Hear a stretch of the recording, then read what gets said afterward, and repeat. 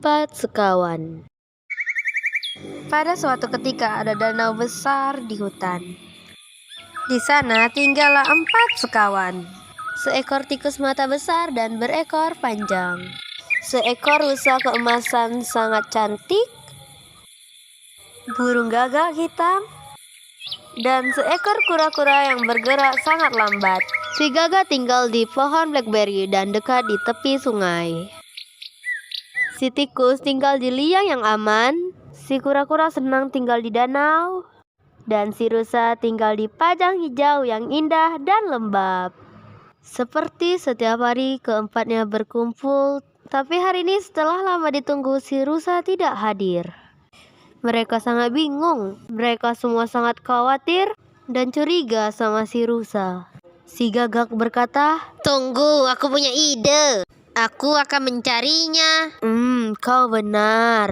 Si gagak mulai mencari si rusa. Dia berkoak keras-keras tapi sia-sia. Akhirnya dengan kecewa dan nada rendah, dia kembali berkoak keras. Dan kali ini terdengar sautan.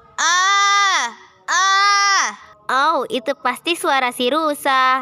Si gagak lantas terkejut melihat si rusa dijerat dalam perangkatnya. Dia menenangkan si rusa dan bergegas kembali ke teman-temannya. Tanpa bertunda-tunda lagi, si kura-kura berkata dengan tikus, "Tikus, duduklah di punggung si gagak dan sobeklah jala itu dengan gigimu yang runcing." Segera saja si gagak dan si tikus berangkat untuk menyelamatkan teman mereka. Dengan gigi runcingnya, si tikus menyobek seluruh jala dan membebaskan si rusa. Sementara itu, si kura-kura lambat juga tiba di tempat. Setelahnya, keempat sahabat itu saling bersambut dengan gembira.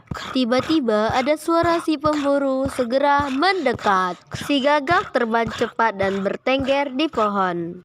Si tikus lari ke liangnya dan si rusa lari pergi karena masih ketakutan. Si kura-kura tertinggal sendirian. Dia berusaha lari tapi tidak bisa cukup cepat untuk lolos dari mata si pemburu. Si pemburu lantas menangkap si kura-kura dan menaruhnya dalam tasnya. Sementara dia berjalan dan berpikir, "Aku akan makan kura-kura hari ini." Si gagak melihat semua itu.